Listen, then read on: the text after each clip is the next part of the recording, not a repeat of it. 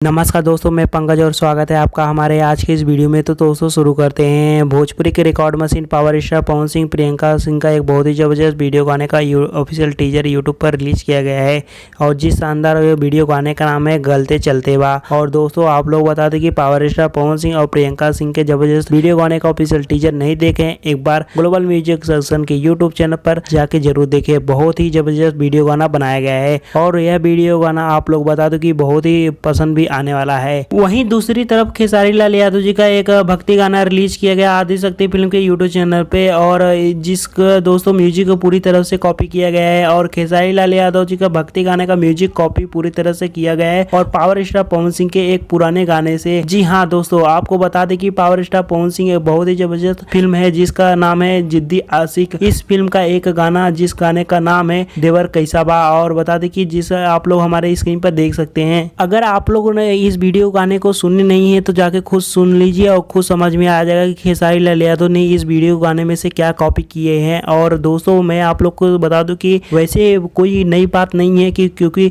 खेसारी लाल यादव ऐसे कारनामा हमेशा कर चुके हैं। ऐसे ही चटपटी खबरें पाने के लिए चैनल को सब्सक्राइब करें, बेल आइकन जो प्रेस करें और मिलते हैं नई खबरों के साथ। नमस्कार।